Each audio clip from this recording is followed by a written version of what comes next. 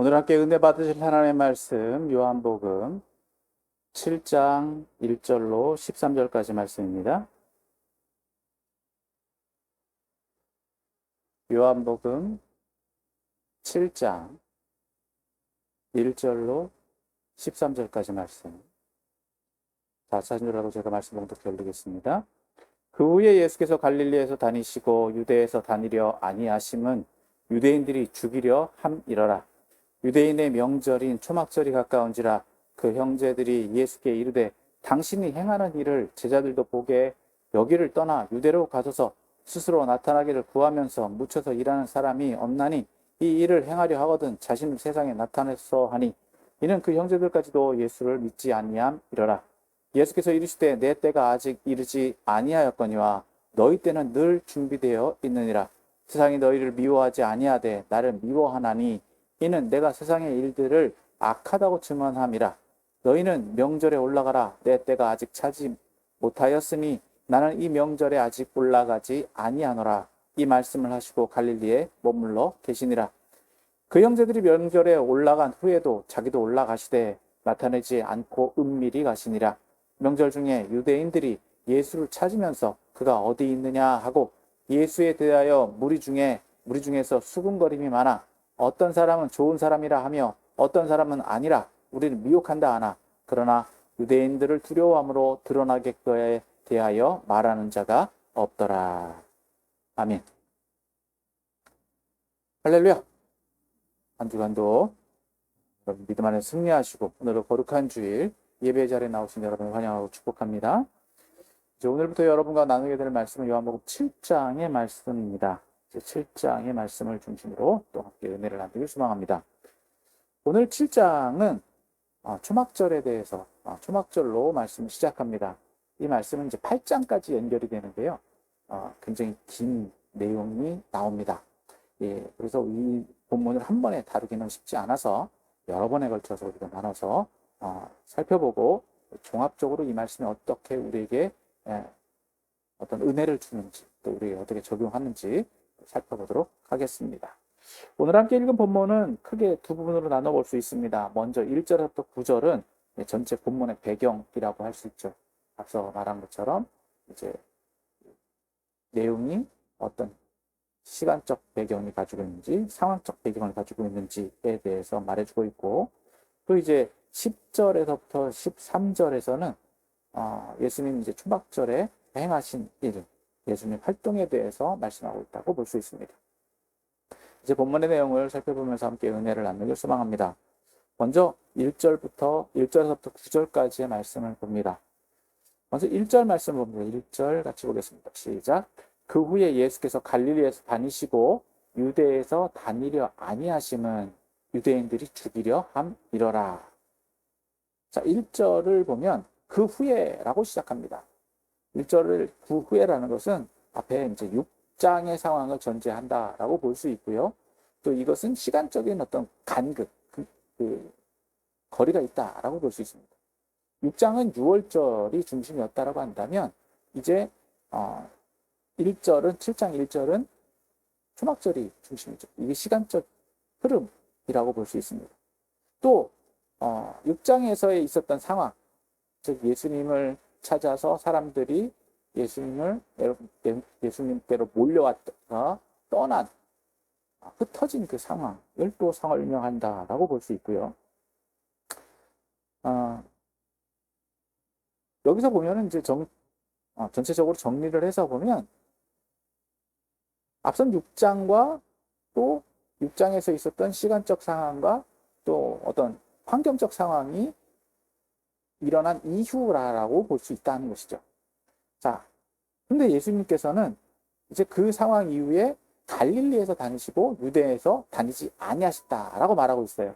그 이유를 유대인들이 다 죽이려 함이라라고 말하고 있는데 이것은 당시 유대의 상황에서 보면 예수님에 대한 적대적인 상황, 그것이 나타나고 있다라는 것입니다. 그것이 구체화돼서 나타났다라기보다는 이미 유대인들 안에서 예수님에 대한 부정적인 반응들, 또 편파적인 반응들이 일어나고 있다라는 것을 어느 정도 알려지고 예수님도 그것을 알고 인지하고 계셨다라는 것을 우리는 볼 수 있습니다. 자, 이에 대해서 우리가 조금 더 이제 살펴보길 따로 이제 내용상으로 이제 나와서 우리가 좀 깊이 살펴보게 될 건데, 이러한 배경 속에서 본다면 당시 예수님께서 유대가 아닌 갈릴리에서 계셨던 이유가 충분히 설명이 된다라고 볼 수 있는 거죠. 그런데 여기서 우리가 좀 주의해서 볼 것은 예수님께서 박해를 회피하셨다라고 보기는 어렵다는 거예요. 박해를 회피한다, 즉 박해를 거절하고 박해를 피하려고 한다라기보다는 하나님의 때, 아직 시기적으로 그 때를 그 자신이 이러한 박해를 당하는 것이 허락되지 않았다라는 의미로 보는 것이 더 좋아 보입니다. 그것은 이제 오늘 본문에서 좀 나오게 되는데, 이런 배경적인 환경을 1절은 설명해 준다라고 볼 수 있습니다. 그래서 이 7장의 서론에 대한 7장 1절이 전반적인 예수님의 활동의 상황들을 설명해 주고 또 그것을 전제를 해 준다라고 볼 수 있고요. 자, 2절은 이제 시간적인 배경입니다. 2절 같이 또 봅니다. 시작. 유대는 명절인 초막절이 가까운지라. 앞에서는 어떤 환경적인 배경을 설명했다라고 한다면 2절에서는 시간적인 배경을 설명해 주고 있다라고 볼 수 있죠. 자, 초막절을 앞두고 있다라고 말하는 것은 다시 말해서 유대인들이 또 몰린다는 거예요. 어디로? 예루살렘. 또 예수님도 어디로 올라가셔야 된다? 예루살렘으로 올라가셔야 된다라는 것을 말해준다는 거예요. 그러니까 유대인들이 이 절기를 지켜야 되는데, 여러분 초막절은 우리가 잘 알고 있다시피 유대인들이 이제 감사절기로 지키는 절기입니다. 그러니까 어떻게 보면 추수감사절이라고 할 수 있고요. 또 여기에는 하나의 의미가 더해져 있죠. 유대인들이 광야에서 40년 동안 지냈던 것을 기억하는, 기념하는 절기이기도 합니다. 그것이 또 예수님 시절에서는 어떻게 됐느냐? 후대에 이스라엘 백성들이 바벨론 포로로 끌려갔다가 돌아와서 돌아와서 감사하는, 즉 제2의 출애굽이라고 하는 그 절기로 지키게 되었다, 기념하게 되었다라는 것이죠. 그래서 이 절기는 보통 이제 8일 동안 지키게 되는데, 첫 시작이 이제 첫째 날, 그 달에 15일에 안식일을 지키면서 일주일 동안 지키게 됩니다. 그러면 그 다음 안식일까지 이제 예루살렘에 거하면서 이 축제를 지키는 거예요. 이러한 1절과 2절은 예수님의 상황적인 배경, 또 시간적인 배경을 전제하고, 자, 그러한 상황 속에서 이제 3절서부터는 예수님과 그 형제들과의 대화가 이루어집니다. 자, 3절, 4절 또 봅니다. 같이 읽겠습니다. 시작. 그 형제들이 예수께 이르되 당신이 행하는 일을 제자들도 보게 여기를 떠나 유대로 가소서. 스스로 나타나기를 구하면서 묻혀서 일하는 사람이 없나니 이 일을 행하려 하거든 자신을 세상에 나타내소서. 자, 여기서 말하고 있는 형제들은 누구를 가리키느냐? 예수님의 육신적인 형제들이에요. 친형제들, 예수님의 동생들이 있었습니다. 예수님이 그 가정의 첫째였고 예수님에게는 남동생과 여동생들이 있었다는 거예요. 그 중에서 이제 형제들이 같이 예루살렘으로 올라가야 되는데, 그러니까 예수님이 사실 갈릴리에 계셨다라고 하는 건 집에 계셨다라고 하는 것을 의미할 수도 있거든요. 그러니까 형제들이 또 갈릴리 지역에 살고 있고 그 주변에서 예수님과 같이 있었다라고 볼 수 있어요. 그러니까 예수님이 지금 또 12명의 제자들하고 같이 지내고 있는 상황이다라고 하는 거죠. 이것이 그들에게 어떤 영향력이 되는지는 본문에서 내용을 설명하고 있지 않기 때문에 구체적으로 이렇다 저렇다라고 말하기는 어렵지만, 이 형제들이 지금 말하고 있는 내용을 보면, 자, 당신이 행하는 일을 제자들도 보게 여기를 떠나 유대로 가소서. 그러니까 집을 떠나라는 겁니다. 예루살렘을 가자라고 하는 거예요. 마침 초막절 절기도 되었다. 그러니까 당신이 이제 어디로 가야 된다? 유대로 가야 된다. 예루살렘으로 가야 된다. 왜 가야 되느냐? 제자들도 보게 당신 유명하니까 유명세를 떨쳐라 라는 의미로 말하고 있는 거예요. 여기서 말하고 있는 제자들은 예수님을 추종하는 사람들을 의미한다라고 볼 수 있죠. 그러니까 예수님이 선택하신 12명의 제자라고 하기보다는 자, 6장에서 예수님에게 떡 먹은 사람들, 예수님을 추종했던 사람들이 있습니다. 그 사람들도 자신들이 누구다라고 자처했느냐? 예수님 제자다라고 자처하고 따라온 거예요. 어떻게 보면 예수님 추종하는 사람들. 그런 사람들이 이제 떠나갔으니까 그 떠나간 사람들에게 다시 자신을 드러내야 되지 않겠느냐.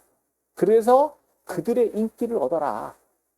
라는 거, 의미로 말하고 있다는 거예요. 그러면 다시 그들이 예수님께로 돌아올 거 아니겠느냐.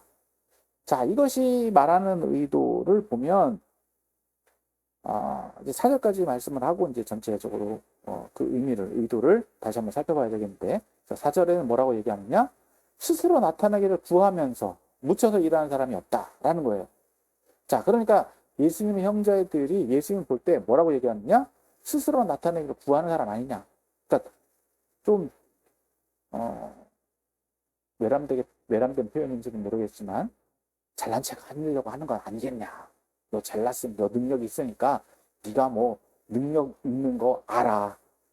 그러니까 너 이렇게 스스로 막 나타내려고 하는 거 아니니? 그러니까 어떻게 하라? 더 높은데, 더 넓은데 가서 일을 해야 되지 않겠냐? 너 능력 나타내야 되지 않겠냐? 라는 거예요. 그러니까 초야에 묻혀서 일하는 것보다 넓은 세상으로 나가라. 이 일을 행하려거든 자신을 세상에 나타내줘서. 이 긍정적으로 보면 너 능력 있으니까 더 높은 세상으로 가라 라는 의미로 볼 수 있어요. 근데 이걸 부정적으로 보면 비꼬는 의미로도 볼 수 있습니다. 여기에서는 그 의도가 나오지 않기 때문에 구체적으로 이것이 긍정적인 의미인지 부정적인 의미인지 파악하기는 쉽지 않습니다. 그런데 5절을 기준으로 보면 그 형제들의 의도를 조금은 파악할 수 있을 것 같아요.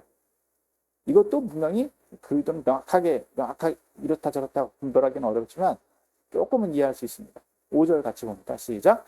이는 그 형제들까지도 예수를 믿지 아니합니다. 자, 예수님을 뭐라고 봤느냐? 하나님의 아들, 어떤 선지자나 능력 있는 사람으로 본 것이 아니라 예수님의 형제들은 예수님이랑 같이 컸잖아요. 육신적으로 관계를 너무 잘 알아요. 예수님의 어떤 치부라든지 예수님의 어떤 실상을 너무 잘 알 수 있다라고 볼 수 있어요. 그러니까 예수님에 대해서 예수님을 하나님의 아들로 믿는다, 믿지 않는다.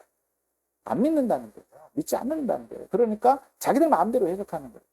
오히려 예수님을 어떻게 보면 형제니까 더 잘 안다라고 말할 수 있죠. 더 잘 알아요. 내가 우리 형을 모르겠어? 나랑 같이 컸는데? 내가 지켜본 형은 잘난 척하는 형이야. 잘난 척하고 싶어서 저런 능력을 가지고 있는데 왜 여기 있어? 형, 그러니까 빨리 넓은 데 가서 능력 나타내서 유명해져. 긍정의 의미로 볼 수도 있죠. 그러나 그 이면에는 무엇이 빠져있다?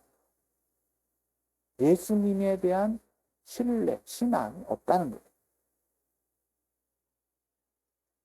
좋은 말도 비꼬는 것처럼 여겨질 수 있는 상황이다라는 거죠. 인간적으로 볼 땐 굉장히 좋은 말이에요. 공부 잘하니까 서울대학 가야지. 그렇죠? 청주에 있으면 안 돼. 서울로 가야지. 뉴욕으로 가야지. 세계 열강을 타야지. 좋은 말로는 이거예요. 근데 나쁜 의미도로 보면은 아이씨 조그만한데 이 동네에 있을 사람이 아닌데 왜 여기서 집구석에서 여러 명이서 축내면서 있냐.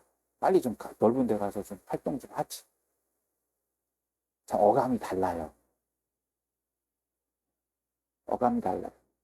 그러나 분명한 것은 구체적으로 이것에 대한 긍정이든 부정이든 우리는 이 상황을 파악하기보다 5절이 기준이 돼야 됩니다. 5절. 형제들도 예수님을 믿지 않다. 믿지 않다. 자, 이에 대해서 예수님이 뭐라고 대답하시느냐? 이것에 대해서 부정적인 것을 받아들였다라기보다 어떻게 보면 예수님은 긍정적으로 받아들였던 것 같아요. 그래도 형제들에 대해서 형제들이니까 나에게 좋은 의도로 말하고 있다라는 걸로 받아들여서 얘기를 하시는 것으로 보여지는데, 자, 6절, 1절 같이 봅니다. 시작. 예수께서 이르시되 내 때는 아직 이르지 아니하였거니와 너희 때는 늘 준비되어 있느니라. 예수님은 분명히 기준이 있습니다. 어떤 기준? 때라는 거예요, 때. 앞서 1절과 연결해서 보면, 자, 1절에 어떻게 됐다고요? 갈릴리에서 다니시고 유대 다니지 아니하려 하시면 유대인들이 죽이려 합니다. 이 기준이 예수님 회피하려고 하셨다고 본다고요? 아니면은 예수님이 때를 기다리고 계시다라고 본다고요? 때를 기다리신다. 그 기준이 그 때가 자신이 상정한 때냐 아니면 하나님의 허락을 기다리는 때냐는 거예요. 우리가 계속해서 살펴봤지만 예수님은 누구의 때를 기다리신다? 하나님의 때. 하나님과 교통하시면서 하나님이 계획해 놓으신 그 때를 기다리고 계신다는 거예요. 그러니까 여기서 어떤 분들은 이 때를 갖다가 예수님이 이제 십자가 들러 돌아가실 때다라고 얘기를 하시는데, 그것보다는 예수님이 오늘 본문의 상황에서 본다면 초막제를 올라가서 사역하실 때라고 좀 소극적으로 보는 게 더 좋아 보입니다. 그런데 여기서 말하고 이 대화에서 이제 그렇게 말할 수 있는 또 상황은 후반절에 형제들에게 말하고 있는 때와 이것이 연결되어 있기 때문에 그렇다. 자, 여기서는 너희 때는 늘 준비되어 있습니다. 여기서 말하고 있는 너희는 누구라고요? 형제들이죠. 형제들의 때는 늘 준비되어 있다. 그러니까 왜 이렇게 말씀하시느냐? 이것은 자기가 자기의 때를 기준이 누구에게 있다? 자기에게 있다는 거예요. 내 때. 내가 내 마음대로 하니까 나는 준비되어 있으면 내가 마음대로 할 거야. 이런 말이라는 거예요. 그러니까 너희 때는 늘 준비되어 있다. 네가 판단하고 네가 결정하니까 어떻다고요? 네가 원하고 싶은 때, 너가 활동할 수 있는 때는 네가 하고 싶은 때가 준비된 때가 아니겠냐. 그러니까 너희 때는 늘 준비되어 있어. 나는 하나님이 기준이니까 하나님이 허락하셔야지만 가. 결정권이 누구에게 있다? 하나님에게 있다. 기준이 다르다는 거예요. 그리고 더 나아가서 7절에서는 이렇게 말씀하고 계십니다. 세상이 너희를 미워하지 아니하되 나를 미워하나니 이는 내가 세상에 이르기를 악하다고 증언합니다. 더 나아가서 예수님이 이렇게 말씀하시는 것은 뭐냐? 너희는 세상에 나가도 너희를 싫어할 사람이 없다는 거예요. 트러블 메이커가 아니다라고 하는 거죠. 왜? 왜 이렇게 말씀하신다고요? 형제들은 어디에 소속돼 있기 때문에? 세상에 소속돼 있기 때문에. 세상에 속해 있기 때문에 세상에 미워할 일이 있다 없다? 없다는 거예요. 그러니까 너희 때는 아무 때나 가도 돼. 네가 하고 싶은 대로 해도 돼. 이 말입니다. 그런데 세상은 나를 미워한대요. 왜 미워한다고요? 내가 세상 일에 대해서 악하다고 증언합니다. 그렇기 때문에. 그러니까 세상이 싫어하는 말을 하니까. 세상이 좋아하는 말을 하는 게 아니라 세상이 싫어하는 말을 하니까. 자, 그럼 세상이 싫어하는 말을 왜 할까요? 세상을 왜 싫어할까요? 자기들이 악하다라고 하는 말을 왜 싫어할까요? 자기들이 선하다고 생각하니까. 자기들이 선하다고 생각하니까 악하다고 하는 사람이 싫은 거예요. 그런데 정말 선하다라고 한다면요, 어떻게 할 수 있어야 된다? 그걸 받아들일 수 있어야 됩니다. 자기가 정말 선하다라고 하면 자기를 나쁘다고 하는 사람에게 대해서 그것을 수용할 수 있어야 돼요. 아, 내가 정말 나쁜가 보다. 뭐가 문제가 있는가 보다. 그걸 돌이킬 수 있어야 되는데 어떻게 한다고요? 대적하고 미워하고 서로 비난하고, 그것이 뭐다? 악함의 증거다라고 하는 거예요. 예수님은 악하다라고 말씀하세요. 물론 무조건적으로, 여러분, 무조건적으로 누구나 너 나 악한 사람이야 라고 했을 때 그걸 다 수용하기는 어렵습니다. 물론 그것을 방어하고 그것을 증명하고 자신의 선함을 나타낼 필요는 있어요. 그러나 그것을 겸허하게 자신을 돌아볼 수 있는 계기로 삼을 수는 있어야 된다.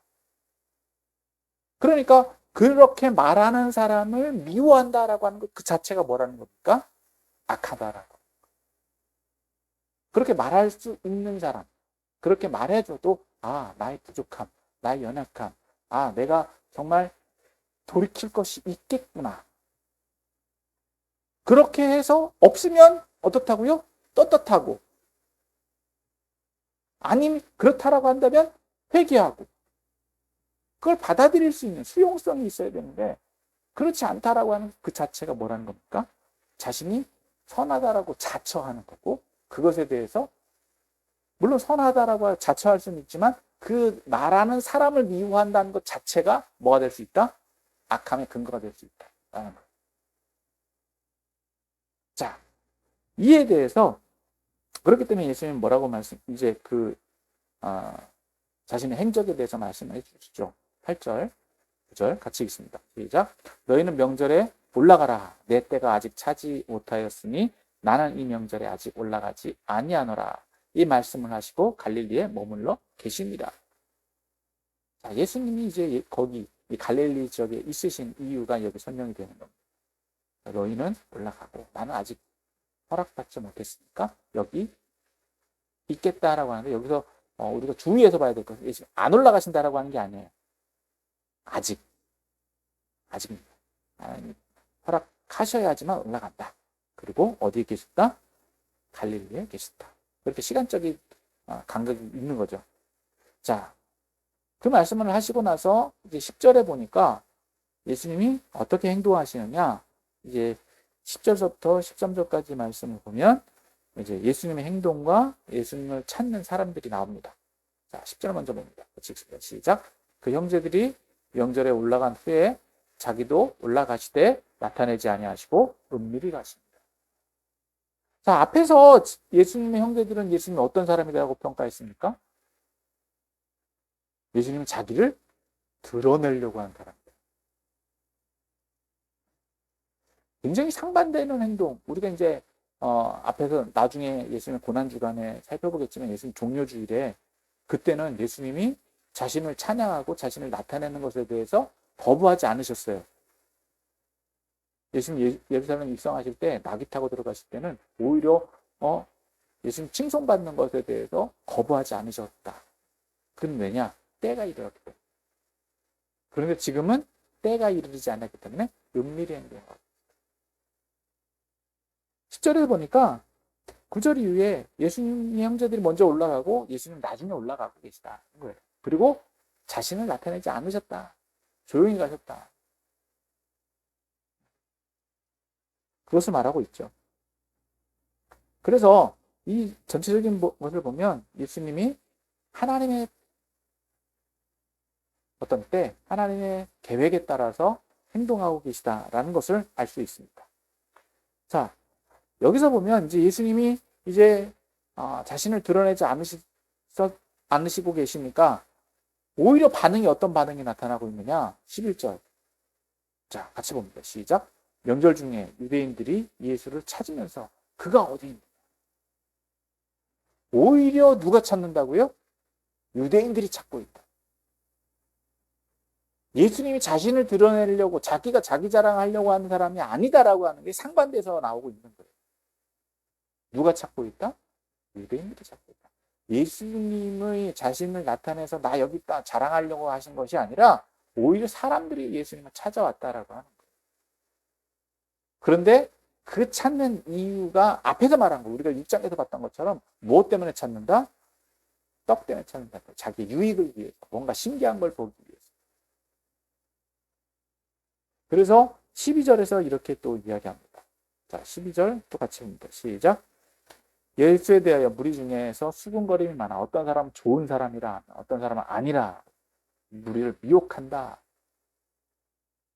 상반된 반응들이 나타나는 거죠. 예수님에 대해서 어떤 떡만 가지고 예수님을 보는 기준이 뭐에 있습니까? 떡에 있으니까.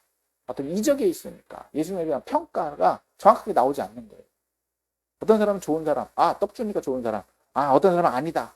말씀을 들어보니까 뭔가 기존에 있는 말씀하고 달라. 그러니까 우리가 혼란스러워.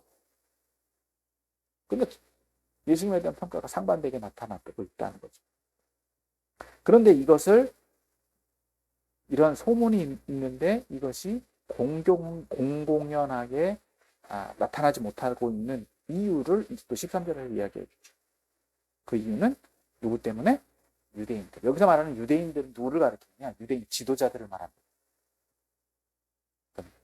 영향력 있는 사람들, 종교 지도자들, 또 바리새인들, 어떤 지식층, 그런 사람들이, 어떤 영향력 있는 사람들이 좀 예수님에 대해서, 예수님 인기가 있는 것을 오히려 자신들에게 해가 될까봐 그런 말하는 것 자체가 좀 부담스러운 상황이 있다라는 겁니다. 그래서 예수님에 대해서 좀 호의적인 태도를 취하기도 어렵고 또 부정적인 태도를 취하기도 어려운 그런 상황에 있었다라고 하는 것을 볼 수 있고, 그러니까 예수님이 자신을 드러낸다라고 하는 것이 좀 굉장히 부담스럽고 위험한 상황이다라는 것을 어느 정도 배경적으로 볼 수 있다라는 겁니다. 이것이 이제 7장에서부터 8장까지 이어지는 전체적인 시간적, 상황적 배경이다라는 것을 볼 수 있고, 오늘 본문에서 우리가 저와 여러분들에게 적용해야 될 것은 뭐냐? 저는 한 가지 이것을 여러분하고 같이 생각해 보기를 원하는데, 바로 우리의 행동의 기준이 어디에 있느냐는 거예요. 그리고 우리의 사람을 대할 때 평가 기준이 어디 있느냐는 겁니다. 예수님의 형제들이 예수님을 볼 때 뭘 보고 평가했다고요? 그냥 눈으로 보이는 대로만, 자신의 경험만을 가지고 예수님 평가했다는 거예요. 그러니까 예수님이 그냥 우리 형이야. 우리 형인데 뭔가 조금 특별해, 특이해. 뭔가 좀 이상해. 그 정도라는 거예요. 그러니까 예수님이 또 어떻게 평가한다? 자기 기준에서 다 평가하는 거예요. 자기 기준에. 예수님 유명해지고 싶은 사람이고, 나 같으면, 내가 예수님 같았으면 벌써 예루살렘에 올라가서 유명한 사람 될 거야. 전 세계 다니면서 뭔가 했을 거야. 슈퍼맨처럼 했을 거야.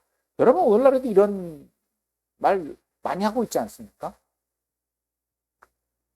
예수님 왜 왕궁에서 안 태어나셨어요?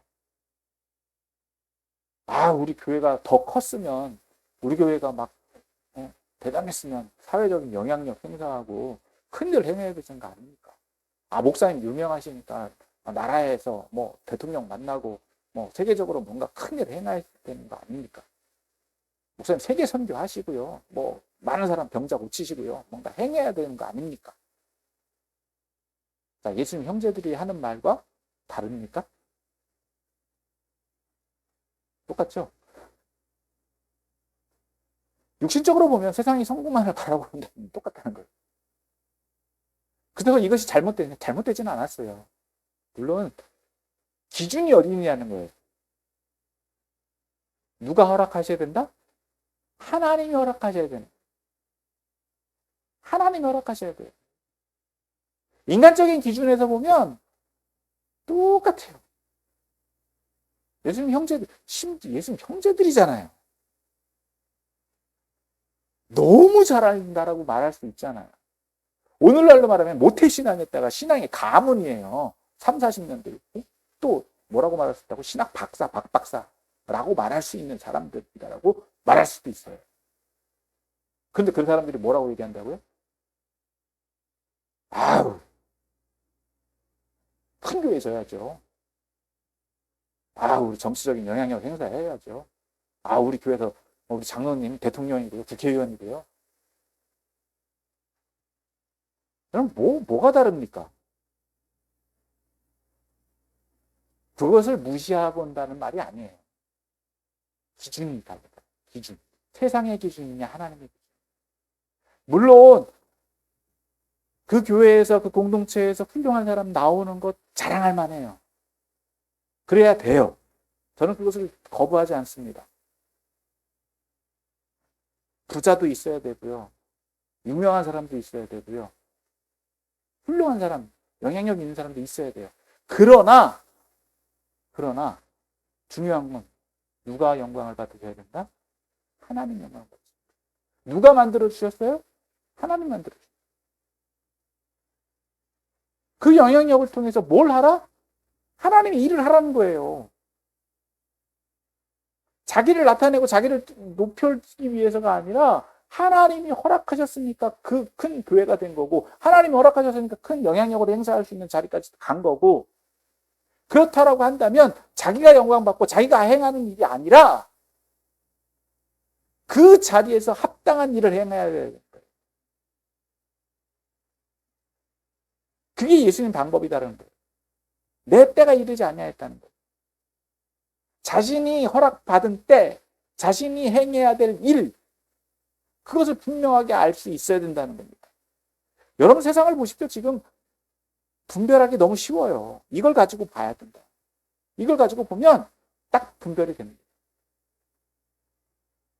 교회들도 분별이 되고요.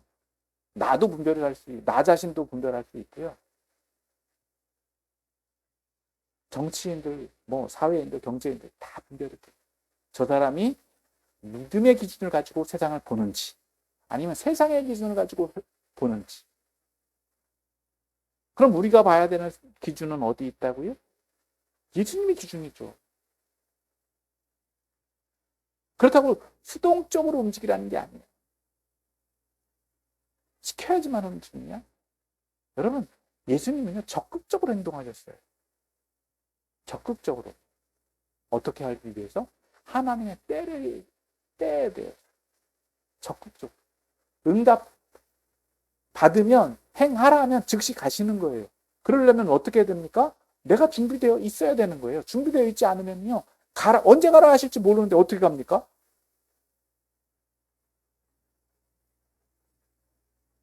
하나님의 때를 우리가 늘 알 수 있느냐? 우리의 영성으로는요, 부족하잖아요. 그러니까 우리가 할 수 있는 건 뭐다? 준비밖에 없어요. 지금 할 수 있는 거. 그게 적극적인 방법이에요. 그리고 겸손하게 그 때를 기다리는 거예요. 세상에서 볼 때는 굉장히 답답해 보이죠. 굉장히 수동적으로 보이죠. 어떻게 보면 충청도 사람들 같다고 볼 수도 있어요. 그런데 여러분 실력과 능력이 갖춰져 있지 않으면 절대로 못하는 거예요. 가라 하는데 못 가. 왜? 준비가 안 됐는데요. 능력이 없는데요. 여러분, 그것만큼 허무하고 그것만큼 무책임한 얘기는 없습니다. 그게 하나님이 안 했다는 거예요. 그게 불신앙이라는 거예요. 하나님의 자녀로서 내가 안 하겠다라고 하는 거예요. 어떤 일을 하나님이 주시더라도 해보겠습니다. 감당하겠습니다. 아니면 가라면 가시고 멈추라면 멈출게요. 할 수 있는 능력을 가지고 있어야죠. 그러기 위해서 우리가 훈련하는 거예요. 나에게 주신 사명, 나에게 주신 상황, 나에게 주신 역할 가운데에서 부족한 것, 연약한 것 우리가 알아요. 하지만 그것에 대해 대비하고 있어야 된다. 그래서 하나님께서 우리에게 주시는 시간, 그 때를 기다리는 것. 그 때에 합당하게 움직이는 것. 그래야지 됩니다. 그것이 하나님의 인도하심을 기다리고 하나님의 인도하심에 따라 살아가는 삶이라는 거예요. 내 행동의 기준, 내가 원해서 내가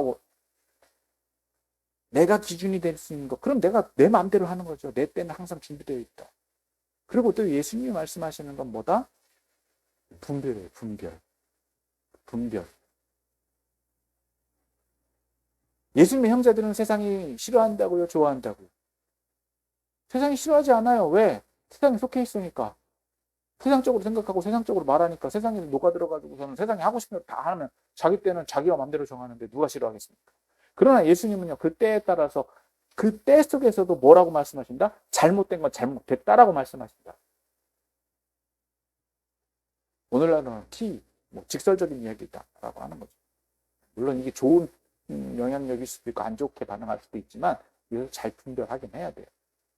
그러나 부정한 것과 긍정과 부정을 잘 분별할 수 있어야 되고요. 선함과 악함을 분별할 수 있어야 돼요. 좋은 게 좋은 거다. 허허실실. 물론 그것도 좋습니다. 그러나 그 속에서는 항상 우리의 선함이 드러나야 돼요. 그것이 없이는요, 악한 것을 악하다고 말 못해요. 왜? 왜 그럴까요? 내가 책임져야 돼요. 내가 한 말에 대해서. 내가 한 말에 대해서 내가 책임질 수 있어야 되는데, 내가 책임지지 못하는 말을 내가 해놓고도, 그럼 너가 해봐. 그러면 난 못해. 이렇게 보면 그건 책임 있는 말입니까? 무책임한 말입니까? 무책임한 말이죠. 여러분, 그런 사람이 너무 많이 있지 않습니까? 그게 울리는 꽹과리와 같은 말이에요. 그래서 우리가 정말 말 한마디 할 때도요, 굉장히 신중해야 돼요. 그리고 내가 한 말에 대해서 내가 책임져야 돼요. 근데 예수님이 세상에 대해서 악하다라고 말씀하실 수 있는 것에 대해서는요, 자신이 그것에 대한 합당한 삶을 살고 계셨기 때문에 그래요.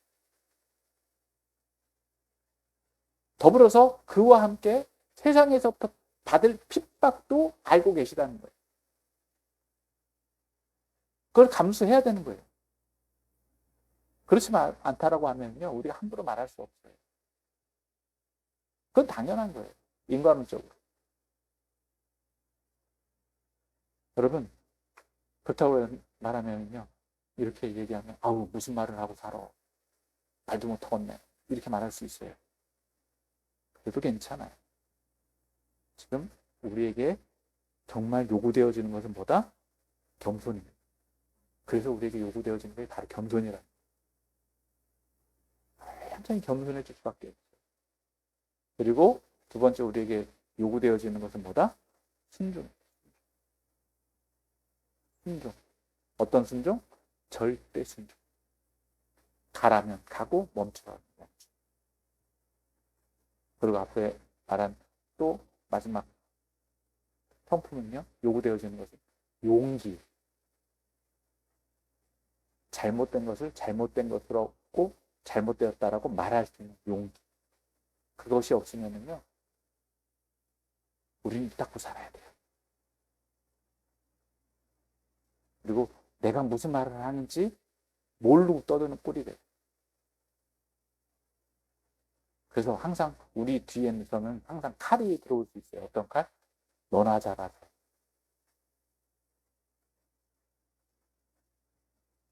물론 그 말도 뭐 예, 좋은 말일 수도 있고 안 좋은 말일 수도 있지만 여러분 항상 저와 여러분들에게는요, 무엇이 따라다닌다? 누가 말하지 않아도요, 내가 그렇다 안 그렇다라고 말하지 않아도요, 내가 예수님 믿는 사람이다라고 하는 건 다 알아요. 다 알아요. 이 예화를 하고 이제 마치려고 하는데, 얼마 전에 이제 목사님들 모임에 갔어요. 식사를 하는데 어떤 목사님이 이렇게 그 말씀 카드 같은 거 차에 붙이는 걸 갖고 오셨더라고요. 아우, 목사님 이거 붙이시라고. 붙이시고 다니시라고. 하나님 당신을 사랑하십니다. 무슨. 와, 예전에는 자랑스럽게 붙였어요. 지금 저 못 붙여요. 왜? 하나님 영광 가릴까 봐. 가끔 가다 보면 신호등 빨간불일 때도 지나가잖아요. 안 그러신가 봐요. 저는 의도하지는 않았는데, 제 일부러 오기진 않아요. 의도하진 않았는데, 신호 잘못 받으면 그렇게 돼요. 그러면 뭐가 보여요? 그 말씀이 보이는 거예요. 십자가가 보이고, 믿는 게 더 그런다고. 와, 진짜 부럽어요. 얼마나 부끄러운데. 그래서 못 붙여요. 붙이면 꼼짝달싹 못해. 불법을 행하려고 하는 건 아니지만, 여러분 그것을 예화로 든다. 여러분 우리의 삶도 마찬가지예요. 내가 여기 십자가를 걸고 다니고 십자가 안 걸었다 하더라도요, 우리의 행동과 삶, 말에서 보면 나는 그리스도인다라고 하는 게 딱 나와요. 딱 나와요. 그럼 뭐예요? 그것에 합당한 삶을 살아야 돼. 어려워요. 쉬운 거 아니에요. 하지만 그래야 돼. 그렇게 하기 위해서 더 겸손해야 돼. 그리고 어디서부터? 쉽지 않아요. 집 안에서부터. 집 안에서도 지금 예수님 형제들도 예수님 믿는다, 안 믿는다? 안 믿잖아요. 집 안에서부터. 제일 힘든 거예요. 제일 힘든. 하지만 우리는 그것을 그렇다고 포기할 거냐? 포기해서는 안 돼. 내 능력이 아니라 누구 능력으로? 하나님 능력. 그게 겸손입니다. 그런 겸손함으로 예수님과 동행하는 저와 여러분들 다 되시기를 예수님으로 축원합니다.